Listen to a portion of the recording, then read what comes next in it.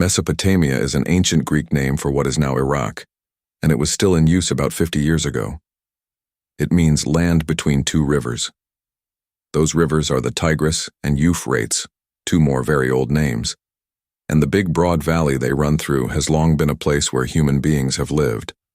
All round it lie high plateaux and mountains. The valley itself is pretty flat. Nowadays, the Tigris and Euphrates run into the sea about 160 kilometers farther south than the coast lay 6,000 or so years ago. Coast, though, is a word which is a little misleading, because the mouths of these rivers were, and still are, a great delta of marshes, mud banks, creeks, and inlets, with a shifting edge to it. The map is constantly changing, but the mouths of the rivers have always tended to move southwards, as the rivers slowly bring down great masses of mud from the high valleys. This was a rich soil. Southern Mesopotamia, or Sumer, as it was called in ancient times, an easy place, one of the easiest, in fact, to grow crops, once men had discovered how to practice agriculture. There were other easily available sources of food, too, in the fish and marshfowl which abounded in the delta. On the other hand, there were difficulties about living there. The sun was hot, and summer windstorms were violent. Perhaps the worst danger was flood.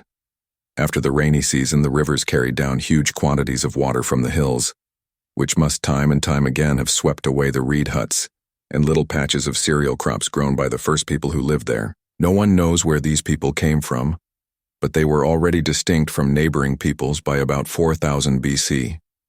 They spoke a language which shows they were closely related neither to those who lived across the Tigris to the north, in the foothills of the Iranian plateau, nor to those who lived in the deserts to the south.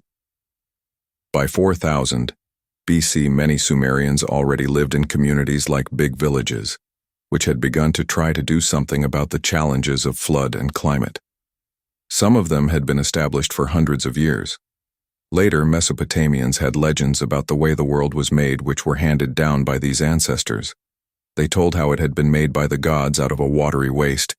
Even people, it was believed, had been stamped out of mud like clay dolls. This is an interesting story, because so far as we are able to tell, ancient Sumer was indeed made in this way, but by the Sumerians themselves. What seems to have happened is that marsh was gradually turned into agricultural land.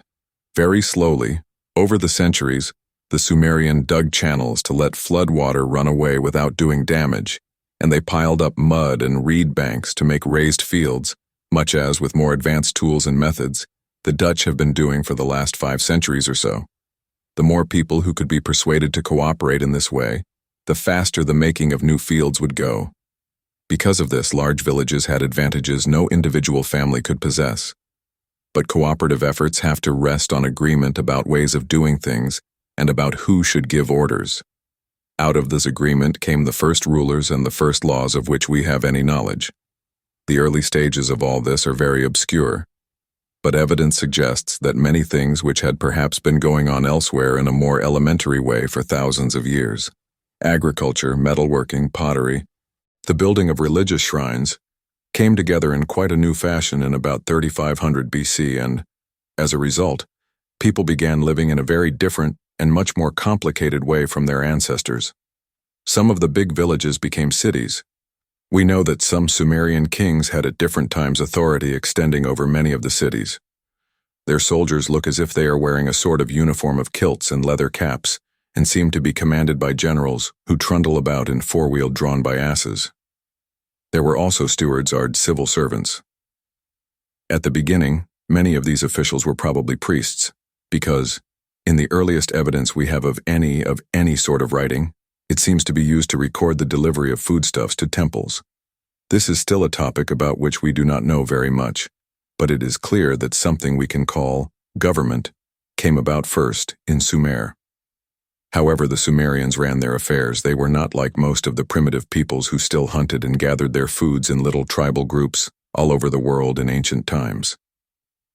What may have happened in Sumer is that farmers had to hand over crops a kind of taxation to the temples, which were like government departments for them to be doled out again to workers and their families instead of wages. But we cannot be sure about this.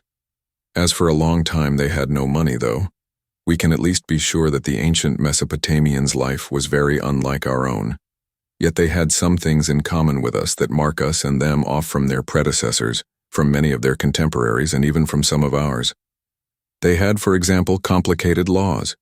They played musical instruments and enjoyed board games. Above all, they had a literature. There are original texts from ancient Sumer, partly difficult to understand. Copies were later made of these great stories by men who admired them and wrote them down, or rewrote them, or copied Sumerian texts, which have now disappeared. All this happened in the 1,000 years or so after they begin to emerge from the mists of the 4th millennium before Christ. The Sumerians came a long way in that time. The short name for what they achieved is civilization. Sumer was the place where civilization first appeared and history, as opposed to prehistory, began. The rest of this playlist is about what followed, about the ways in which for 2,000 or so years civilizations appeared in many other parts of the world.